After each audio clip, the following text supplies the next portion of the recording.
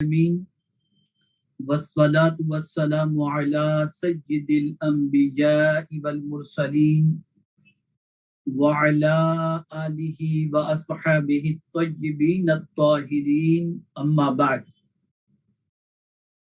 فاعوذ باللہ من الشیطان الرجیم بسم اللہ الرحمن الرحیم الحمد للہ رب العالمین الرحمن الرحیم مالک یوم الدین ایاک نعبد و ایاک نستعین اہدنا الصراط المستقیم صراط الذین انعمت علیہم غیر المغضوب علیہم ولا الضالین آمین صدق اللہ العظیم الصلاة والسلام علیک یا رسول اللہ الصلاة والسلام علیک یا حبیب اللہ الصلاة والسلام علیک یا نبی اللہ الصلاة والسلام علیک یا نور اللہ وعلی آلک واصحابک یا حبیب اللہ صلی اللہ تعالی علیہ وسلم۔ میرے پیارے آقا صلی اللہ تعالی علیہ وسلم کے پیارے دیوانوں، دل کی اتھاہ گہرائیوں سے آپ تمامی حضرات کو ماہ رمضان شریف جو سید الشہر ہے، سارے مہینوں کا سردار ہے، اس کی آمد بہت بہت مبارک ہو۔ ماہ رمضان کو بھی اہلا و سہلا مرحبا، اور آپ تمامی حضرات کو ماہ رمضان مبارک ہو۔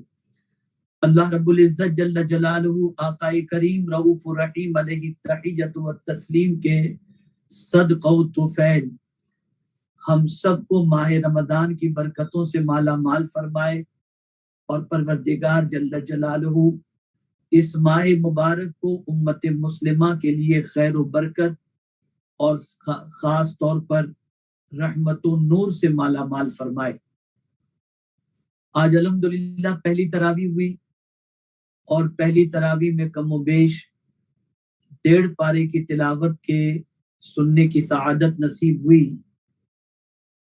ان 1.5 پاروں میں سے کچھ منتخب آیات کے حوالے سے میں کچھ معروضات پیش کرنے کی سعادت حاصل کروں گا۔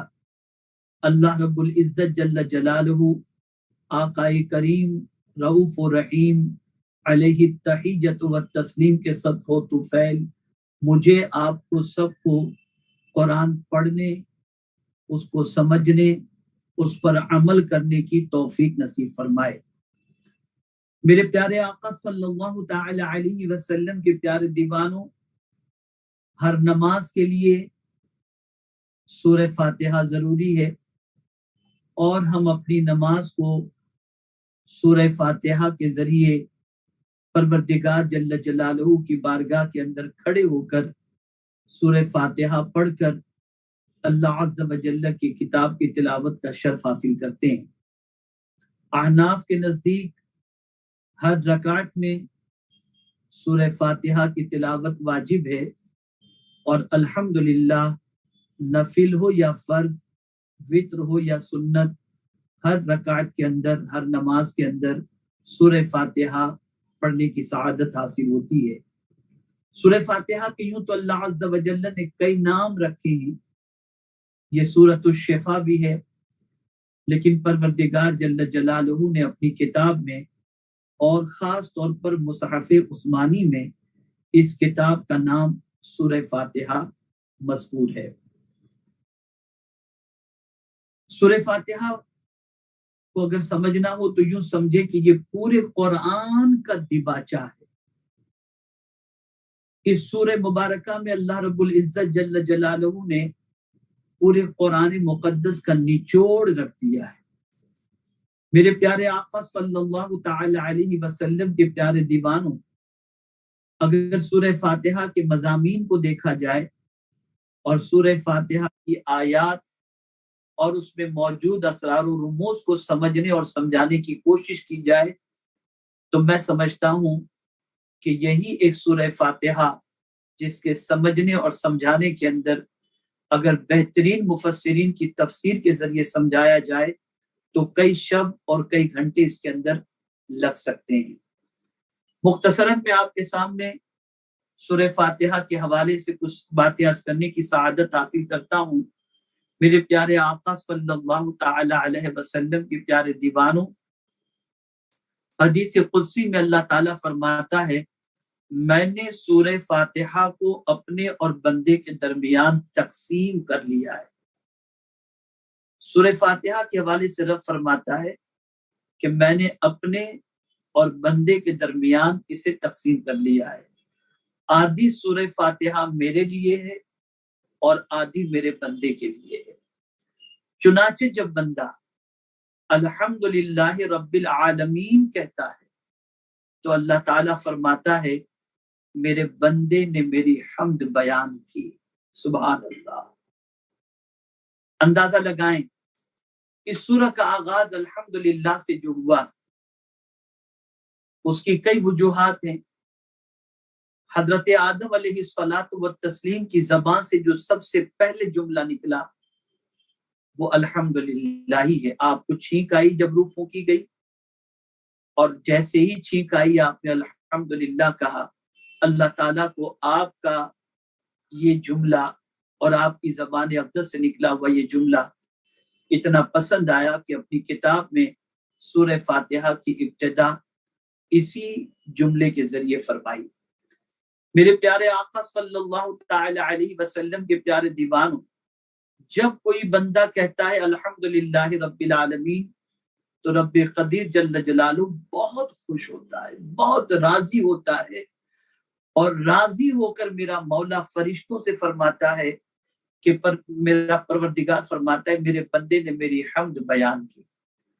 اور جب بندہ الرحمن الرحیم کہتا ہے تو اللہ تعالیٰ فرماتا ہے میرے بندے نے میری ثنا بیان کی۔ پروردگار جل جلالہ نے معاً اپنے اسم ذات کے بعد اپنی ان صفات کا ذکر فرمایا جو صفات اللہ عز و جل کو بہت پسند ہے، رحمان اور رحیم۔ ان دو صفات کے حوالے سے بھی اگر گفتگو کرنی ہو تفصیل درکار ہے، لیکن میں چاہوں گا کہ مختصر سے وقت میں مختصر انداز میں کچھ باتیں آپ کے گوش گزار کرنے کی سعادت حاصل کروں تاکہ آپ قرآن مقدس کی مختلف آیتوں کے مفہوم کو اپنے دل و دماغ کے اندر محفوظ کر سکیں۔ تو جب بندہ الرحمن الرحیم کہتا ہے تو اللہ تعالیٰ فرماتا ہے میرے بندے نے میری ثنا بیان کی۔ جب بندہ کہتا ہے مالک یوم الدین تو اللہ تعالیٰ فرماتا ہے میرے بندے نے میری عظمت اور میری بزرگی کا اعتراف کیا۔ اللہ اکبر۔ یوم جزا کا مالک،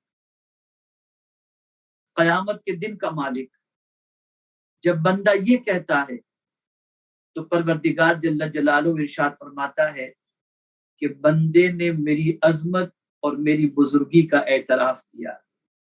اللہ عز و جل کی کوئی بزرگی بیان کرے اور اللہ عز و جل کی عظمت کا کوئی اعتراف کرے تو میرا مولا اس اعتراف کرنے والے سے بہت خوش ہوتا ہے۔ اسی طریقے سے جب بندہ مالک یوم الدین کہتا ہے تو پروردگار جل جلالہ مزید ارشاد فرماتا ہے کہ میرے بندے نے خود کو میرے سپرد کیا اور وہ جانتا ہے کہ میں ہی یوم جزا کا مالک ہوں اور میں ہی انصاف کرنے والا ہوں، میرے علاوہ کوئی انصاف کرنے والا نہیں۔ میرے پیارے آقا صلی اللہ تعالی علیہ وسلم کے پیارے دیوانوں، گویا ایک بندہ اپنے سارے وجود کو، اپنے سارے اعمال کو رب قدیر جل جلالہ کے سپرد کر رہا ہے کہ میں نے میرے مولا تجھے اپنے آپ کو تیرے سپرد کر دیا، اب تو ہی بہترین فیصلہ فرمانے والا ہے۔ اب میدان قیامت کے حوالے سے، یوم جزا اور سزا کے حوالے سے تذکرہ کرنا ہو تو اس کے لیے بھی کافی وقت درکار ہے، لیکن یہاں ذہن میں یہ بات رکھنی ہے کہ مالک یوم الدین جب بندہ اپنی زبان سے ادا کرتا ہے تو میرا مولا ارشاد فرماتا ہے کہ اس بندے نے میری بزرگی اور میری عظمت کا اعتراف کیا اور مجھے اپنے آپ کو میرے سپرد کیا۔ پھر جب بندہ کہتا ہے ایاک نعبد و ایاک نستعین، تو اللہ تعالیٰ فرماتا ہے اللہ اکبر، یہ میرے اور میرے بندے کے درمیان مشترک ہے۔ یہ آیے کریمہ اللہ اور بندے کے درمیان مشترک ہے، یعنی پروردگار کی بارگاہ میں بندہ عرض کرتا ہے ہم تیری ہی عبادت کریں اور تجھی سے مدد مانگیں۔ یہاں میرے پروردگار نے ارشاد فرمایا کہ پروردگار اور بندے کے درمیان مشترک ہے، یعنی بندہ رب کی عبادت اور رب سے مدد۔ اب یہاں آپ دیکھیں اللہ عز و جل نے اس سورہ مبارکہ کے ان 7 آیات کے اندر ان آیات کے بعد ایاک نعبد و ایاک نستعین، اس کے بعد معن جو ہے پروردگار جل جلالہ نے ارشاد فرمایا اہدنا الصراط المستقیم، یعنی بندہ اب یہ کہنے کے بعد کہ ہم تیری ہی عبادت کریں، تجھی سے مدد مانگیں، اور پھر اس کے بعد معن اللہ کی بارگاہ میں عرض کرتا ہے اہدنا الصراط المستقیم۔ تو میرے پیارے آقا صلی اللہ علیہ وسلم کے پیارے دیوانوں، یہاں سے جب بندہ شروع کرتا ہے اہدنا الصراط المستقیم، تو گویا جو اس نے اللہ کی بارگاہ میں عرض کیا تھا ہم تجھ سے تیری ہی عبادت کریں اور تجھی سے مدد مانگیں، اور پھر اس کے بعد اہدنا الصراط المستقیم، گویا مدد ہم تجھ سے یہ مانگ رہے ہیں کہ اللہ ہم کو سیدھے راستے پر چلا۔ یاد رکھیں سیدھے راستے پر مولا کی چلائے سے بندہ چل سکتا ہے، وہی ہادی مطلق ہے، وہ اپنے بندوں کو سیدھے راستے کا پتہ دیتا ہے، وہی اپنے بندوں کو سیدھے راستے کا مسافر بناتا ہے، اس کے چلائے سے بندہ چل سکتا ہے۔ تو ہم اللہ کی بارگاہ میں عرض کرتے ہیں اہدنا الصراط المستقیم، ہم کو سیدھے راستے پر چلا، صراط الذین انعمت علیہم، ان کے راستے پر جن پر تیرا انعام نازل ہوا، غیر المغضوب علیہم ولا الضالین، ان کے راستے پر نہ چلا جن پر تیرا غضب اور جو گمراہ ہوئے۔ میرے پیارے آقا صلی اللہ تعالی علیہ وسلم کے پیارے دیوانوں، یہاں تک جب بندہ پڑھ لیتا ہے تو رب قدیر جل جلالہ ارشاد فرماتا ہے یہ میرے بندے، یعنی یہ میرے بندے کے لیے ہے، اور میرے بندے نے جو مانگا ہے میں نے اسے عطا کر دیا۔ اللہ اکبر، یعنی اگر کوئی اللہ عز و جل کی بارگاہ میں یہ مانگ رہا ہے تو پروردگار جل جلالہ اسے یہ چیزیں عطا فرماتا ہے۔ اور جب یہ سورہ مبارکہ مکمل ہوتی ہے تو فرشتے بھی اس سورہ مبارکہ پر آمین کہتے ہیں، اور بندوں کو بھی چاہیے کہ اس سورہ مبارکہ کے مکمل ہونے کے بعد آمین کہہ لیا کریں۔ میرے پیارے آقا صلی اللہ تعالی علیہ وسلم کے پیارے دیوانوں، یہ قرآن مقدس کا مقدمہ ہے، قرآن مقدس کا دیباچہ ہے، اور اس کی بے شمار فضیلتیں ہیں۔ یہ 2 مرتبہ نازل ہونے والی سورت ہے، اور میرے پیارے آقا صلی اللہ علیہ وسلم کے پیارے دیوانوں، بے شمار فضیلتیں، بے شمار برکتیں اس سورہ مبارکہ کی ہیں۔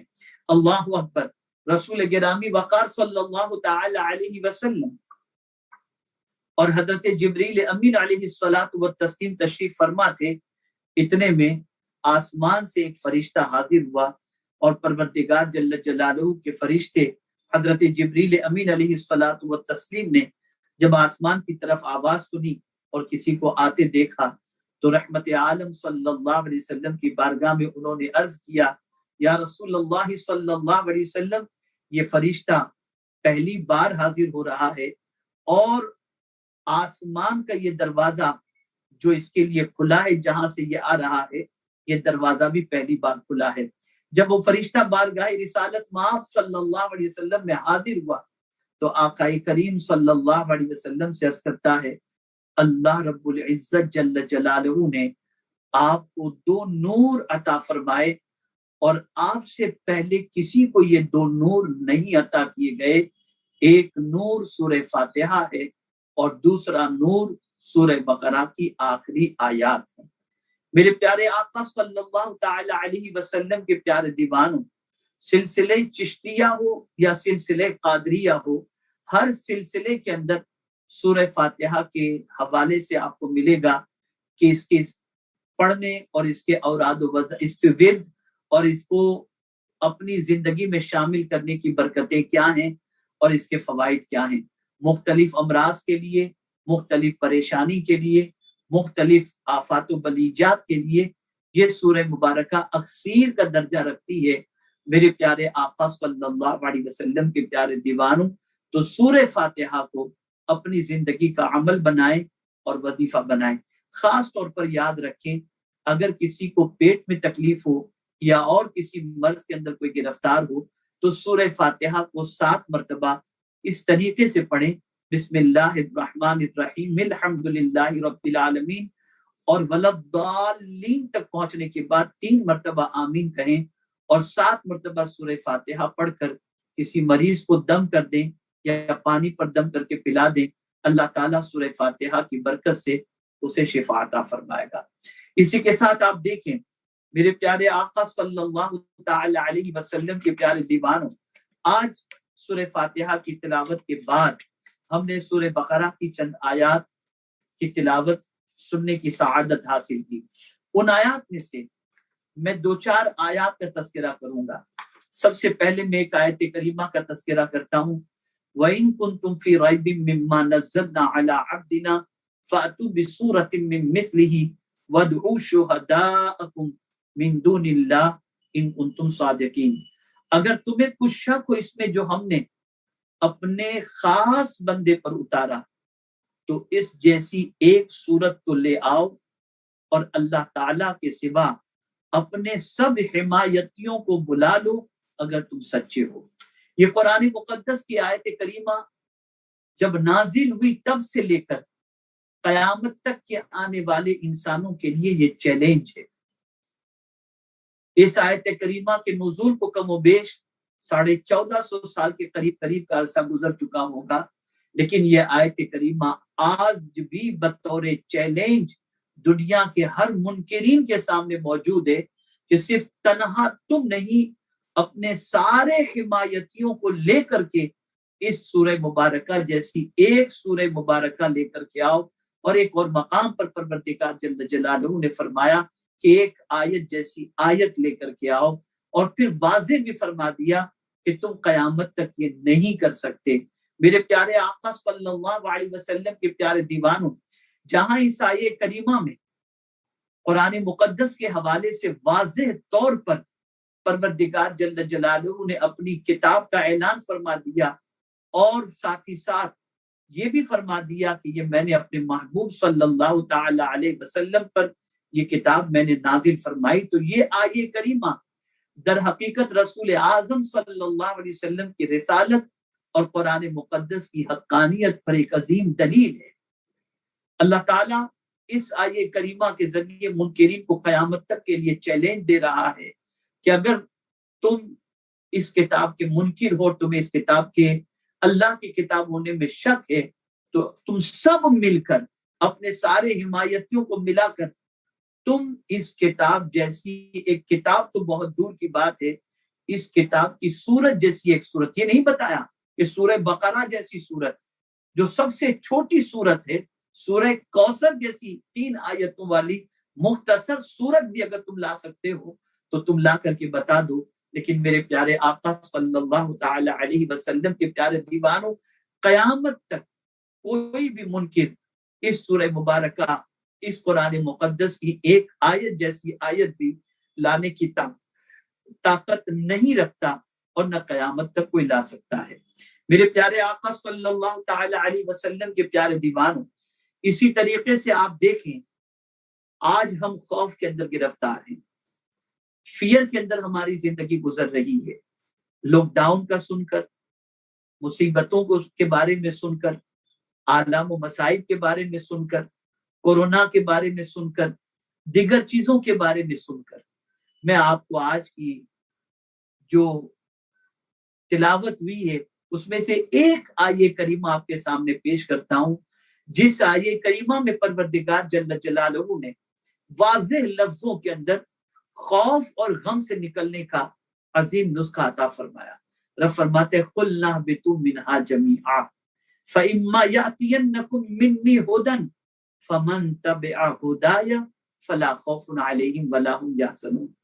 اور ہم نے فرمایا سب زمین پر اتر آؤ،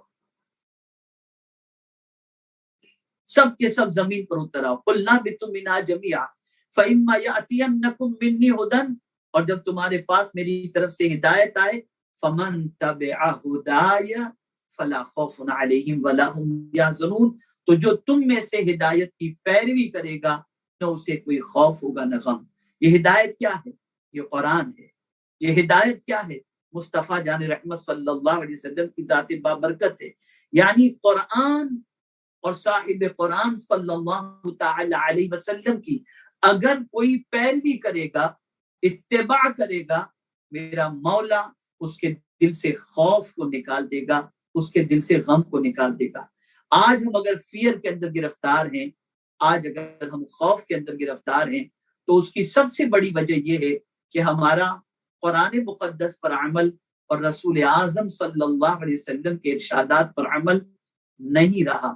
ورنہ تاریخ اٹھا کر کے دیکھ لیجئے، عمل پیراؤں کی زندگی کا جائزہ لے لیجئے، تو آپ کو پتہ چلے گا جو باعمل تھے، جو قرآن کے عامل تھے، جو رسول اعظم صلی اللہ علیہ وسلم کے ارشادات کے عامل تھے، ان کے دل میں کوئی خوف نہیں تھا، کوئی غم نہیں تھا.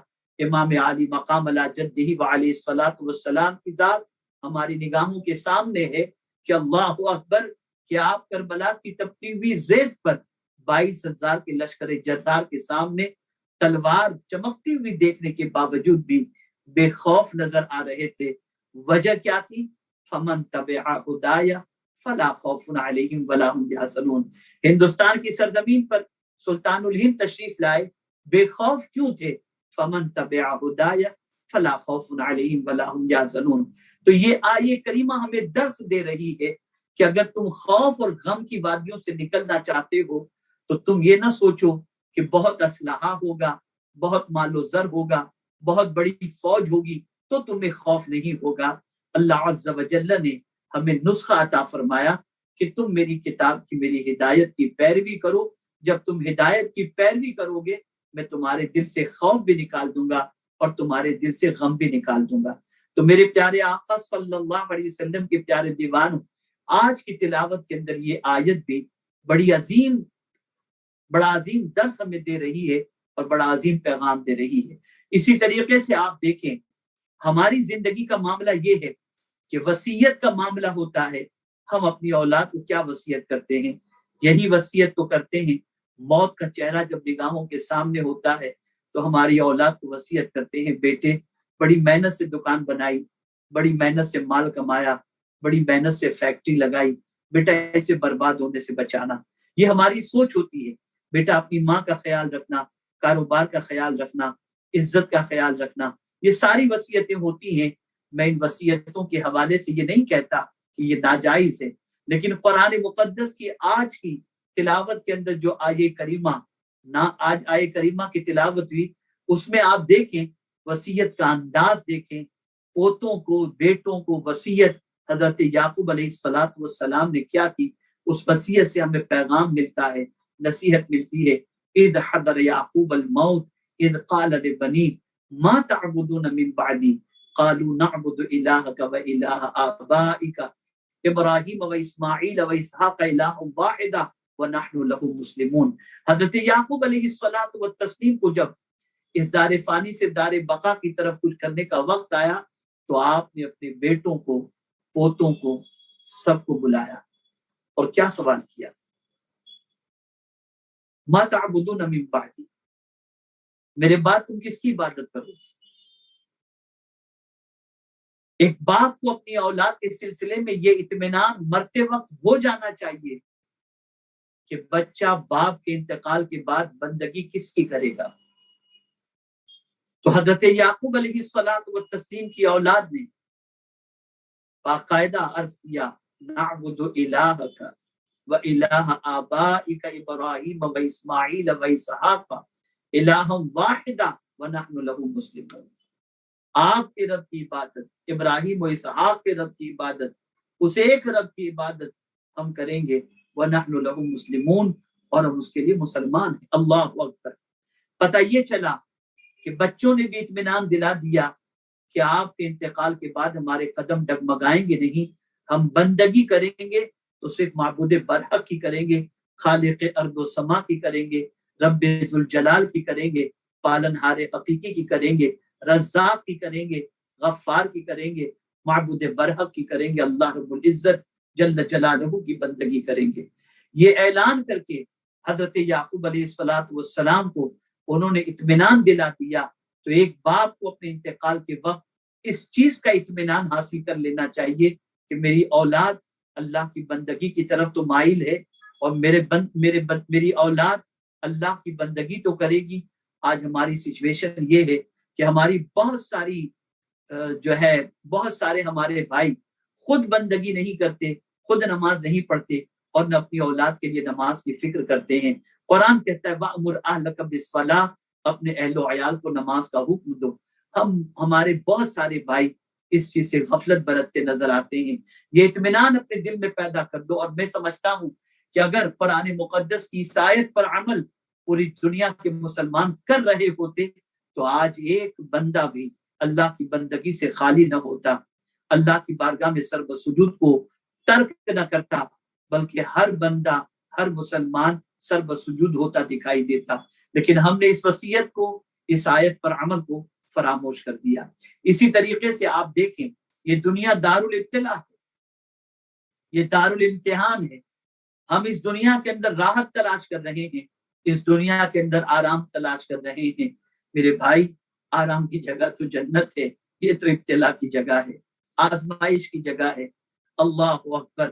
میرے پیارے آقا صلی اللہ علیہ وسلم کے پیارے دیوانوں، انداز قرآن کو آپ دیکھیں اور محسوس کریں کہ پروردگار جل جلالہ اپنے بندوں کو امتحان میں گرفتار تو فرماتا ہے، لیکن گرفتار فرمانے سے پہلے اس موقع پر جو ابتلاء کی سچویشن ہوتی ہے، پریشانی کی سچویشن ہوتی ہے، ابتلاء کی سچویشن ہوتی ہے، اس سچویشن سے نکلنے کا نسخہ مولا پہلے عطا فرماتا ہے۔ آپ اندازہ لگائیں، میرے پیارے آقا صلی اللہ علیہ وسلم کے پیارے دیوانوں، میرے کریم کی یہ حکمت ہے کہ اس نے انسان کی ضرورتوں کی چیز کو پہلے پیدا فرمایا اور انسان کو بعد میں پیدا فرمایا۔ زمین کے لیے، زمین انسان کی ضرورت تھی، اللہ نے زمین کو پہلے پیدا فرمایا۔ آسمان انسان کی ضرورت تھی، اللہ نے آسمان کو پہلے پیدا فرمایا۔ پانی انسان کی ضرورت تھی، اللہ نے پانی کو پہلے پیدا فرمایا۔ ہوا انسان کی ضرورت تھی، ہوا کو اللہ نے پہلے پیدا فرمایا اور بعد میں انسان کو پیدا فرمایا۔ ارے بچہ پیدا بعد میں ہوتا ہے، ماں کے پستان میں دودھ اللہ پہلے عطا فرما دیتا ہے۔ ایسے ہی مصیبتوں کے تذکرے کو قرآن نے بعد میں بیان کیا اور پہلے مصیبتوں کا علاج اللہ نے بیان فرمایا۔ سورہ بقرہ پارہ نمبر 2، اس کے اندر رب قدیر ارشاد فرماتا ہے یا ایھا الذین آمنوا استعینوا بالصبر والصلاۃ ان اللہ مع الصابرین ولا تقولوا لمن يقتل في سبيل الله اموات بل احياء ولكن لا تشعرون ولنبلونكم بشيء من الخوف والجوع ونقص من الاموال والانفس والثمرات وبشر الصابرين الذين اذا اصابتهم مصيبه قالوا انا لله وانا اليه راجعون اولئك عليهم صلوات من ربهم ورحمه واولئك هم المهتدون۔ یہاں آپ دیکھیں، صبر اور نماز سے مدد طلب کرنے کا حکم میرے مولا نے پہلے عطا فرمایا اور پھر فرمایا وَلَنَبْلُوَنَّكُمْ بِشَيْءٍ مِّنَ الْخَوْفِ، اور ضرور ہم تمہیں آزمائیں گے، کچھ خوف سے، کچھ بھوک سے۔ ان ساری چیزوں کی آزمائش کا ذکر بعد میں کیا، لیکن اس آزمائش کے وقت ہمیں کیا کرنا چاہیے اس کا ذکر میرے کریم نے پہلے فرمایا اور ارشاد فرمایا استعینوا بالصبر والصلاۃ، صبر اور نماز سے مدد طلب کرو۔ یہاں یہ بات واضح طور پر سمجھ میں آ گئی، اللہ نہ کرے، صدبار نہ کرے، اگر کسی مصیبت میں ہم گرفتار ہو جائیں، اللہ کی طرف سے کسی ابتلاء میں گرفتار ہو جائیں، کسی آزمائش میں گرفتار ہو جائیں، تو ہمیں اس وقت دو چیزوں کو خاص طور پر تھام لینا چاہیے، صبر کے دامن کو اور نماز کے دامن کو۔ اگر ہم رسول اعظم صلی اللہ علیہ وسلم کی حیات طیبہ کا مطالعہ کریں تو آپ اس کو بہت زیادہ دیکھیں گے کہ تاجدار کائنات صلی اللہ تعالی علیہ وسلم جو خود اپنے بارے میں ارشاد فرماتے ہیں کہ اس راہ کے اندر انبیاء کرام ستائے گئے، لیکن سب سے زیادہ اگر کوئی ستایا گیا تو سرکار صلی اللہ علیہ وسلم فرماتے ہیں میں ستایا گیا ہوں. اور رسول اعظم صلی اللہ علیہ وسلم کے دور ابتلا کا اگر آپ جائزہ لیں تو یہ دو چیزیں پیغمبر رحمت صلی اللہ علیہ وسلم کی حیات طیبہ میں رسول اعظم صلی اللہ علیہ وسلم کی مونس و غمخوار آپ کو نظر آتی ہیں. آپ دیکھ لیں صبر کے حوالے سے خود قرآن رسول اعظم سے ارشاد فرماتا ہے وَاصْبِرْ كَمَا صَبَرَ أُولُو الْعَزْمِ مِنَ الرُّسُلِ. اور نماز کے حوالے سے دیکھیں وہ کون سی مصیبت ہے جن مصیبت میں پروردگار کے پیارے حبیب ارواحنا فداہ صلی اللہ علیہ وسلم نے نماز کے بارے میں نہ فرمایا ہو. سورج کو گرہن لگ جائے نماز پڑھو، بارش نہیں ہو رہی صلاۃ الاستسقاء پڑھو، اسی طریقے سے آپ سے گناہ ہو گیا صلاۃ التوبہ پڑھو، آپ کی کوئی حاجت ہے صلاۃ الحاجت پڑھو، کسی کا انتقال ہو جائے نماز جنازہ پڑھو، اسی طریقے سے خوشی کا وقت ہے نماز پڑھو. میرے پیارے آقا صلی اللہ تعالی علیہ وسلم کے پیارے دیوانوں خوف کا ماحول ہے، صلاۃ الخسوف ادا کرو، نماز پڑھو. رسول اعظم صلی اللہ علیہ وسلم نے نماز کے ذریعے تعلیم عطا فرمائی کہ مصیبتوں میں صبر اور نماز ان دو چیزوں کے دامن کو تھام لو. اور پھر پروردگار نے فرمایا ان اللہ مع الصابرین، بے شک اللہ صبر کرنے والوں کے ساتھ ہے. تو آج جو ہم نے قرآن مقدس کی تلاوت سنی 1.5 پارے کی، اس کے اندر یہ آیات آئیں اور آخری اب آیت کا تذکرہ کر کے میں اپنی گفتگو کو ختم کرتا ہوں. میں کوشش کروں گا انشاءاللہ منتخب آیات کے حوالے سے کچھ باتیں روزانہ آپ کے گوش گزار کرنے کی سعادت حاصل کر سکوں.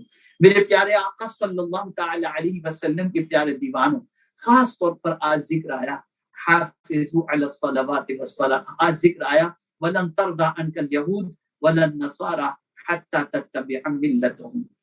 یہود و نصارہ ہرگز اس وقت تک راضی نہیں ہو سکتے جب تک کہ تم ان کی ملت میں داخل نہ ہو جاؤ. بہت سارے لوگ وضاقتہ بدل دیتے ہیں، بہت سارے لوگ انداز زندگی بدل دیتے ہیں، بہت سارے لوگ کسی بھی اعتبار سے یہ سوچتے ہیں کہ یہود و نصارہ کی خوشنودی حاصل کر لی جائے، اور اس کے لیے ان کے ہر طریقے کو اور ان کے ہر کلچر کو انسان اپنا لیتا ہے، مسلمان اپنا لیتا ہے اور سوچتا ہے کہ اس وجہ سے یہود و نصارہ خوش ہو جائیں گے. قرآن کہتا ہے تم 1000 ان کے طریقے کو اپنا لو، وہ تم سے خوش نہیں ہوں گے اس وقت تک جب تک کہ تم ان کی ملت میں داخل نہ ہو جاؤ، یعنی اپنا مذہب چھوڑ کر ان کے مذہب کو قبول نہ کر لو، ان کی ملت میں شامل نہ ہو جاؤ. تو اے رسول اعظم صلی اللہ تعالی علیہ وسلم کے پیارے دیوانوں یہود و نصارہ کی پیروی سے گریز کرنا چاہیے. ہم سورہ فاتحہ میں اللہ کی بارگاہ میں دعا کرتے ہیں غیر المغضوب علیہم ولا الضالین، ان کے راستے پر نہ چلا جن پر تیرا غضب نازل ہوا اور جو گمراہ ہوئے. یہ مغضوب و ضالین کو اگر آپ دیکھیں تو اس سے یہود و نصارہ ہی مراد ہیں، لیکن ہم دعا تو کرتے ہیں ان کے راستے پر نہ چلا. لیکن اگر آج عالمی سطح پر امت مسلمہ کی زندگی کا جائزہ لیا جائے تو آج امت مسلمہ یہود و نصارہ کے طریقے پر چلتے ہوئے نظر آئیں گے. مسلمانوں کی روش، مسلمانوں کی نشست و برخاست، مسلمانوں کا انداز طعام اور مسلمانوں کا انداز زندگی اگر دیکھا جائے تو آپ کو کمپلیٹ یہود و نصارہ کی زندگی پر عمل نظر آتا دکھائی دے گا. ہمیں چاہیے کہ اللہ عز و جل کے پیارے حبیب ارواحنا فداہ صلی اللہ علیہ وسلم کے طریقے پر عمل کریں، تعلیمات نبویہ صلی اللہ علیہ وسلم کو دل کے نہا خانے میں جگہ دیں، قرآن پڑھو بھی، سمجھو بھی اور اس پر عمل بھی کرنے کی کوشش کرو. میرے پیارے آقا صلی اللہ تعالی علیہ وسلم کے پیارے دیوانوں انہی کلمات خیر پر میں اپنی گفتگو کو ختم کرتا ہوں. آیات تو 1.5 پارے میں بہت ساری ایسی ہیں جن پر تفصیلی خطاب درکار ہے، لیکن میں نے چند آیات کا انتخاب کر کے آپ کی بارگاہ میں اس کے حوالے سے کچھ پیغام پیش کرنے کی سعادت حاصل کی. اللہ رب العزت جل جلالہ آقا کریم رؤوف الرحیم علیہ التحیۃ والتسلیم کے صدقہ و طفیل مجھے آپ کو سب کو قرآن پڑھنے، اس پر عمل کرنے، اس کو سمجھنے اور اس کو دوسروں تک پہنچانے کی اور اس کی تعلیم کو عام کرنے کی توفیق نصیب فرمائے. وما علینا الا البلاغ المبین. السلام علیکم ورحمۃ اللہ تعالی وبرکاتہ. میرا ایک پیغام سماعت فرما لیں، وہ پیغام یہ ہے ہو سکے تو روزانہ سنی دعوت اسلامی کے ذریعے آڈیو کنزل ایمان جو ہے آڈیو کے اندر موجود ہے، آپ کوشش کریں روزانہ میکسیمم اس سے قرآن مقدس کی تلاوت کو سننے کی، ترجمہ سننے کی، تاکہ آپ کو پتہ چل سکے کہ اللہ کی کتاب ہم سے کیا کہہ رہی ہے اور اللہ کا پیغام ہمارے لیے کیا ہے۔ اللہ تعالیٰ ہم سب پر کرم کی نظر فرمائے اور تعلیمات قرآن پر عمل اور عام کرنے کی توفیق نصیب فرمائے۔ السلام علیکم ورحمۃ اللہ تعالی وبرکاتہ۔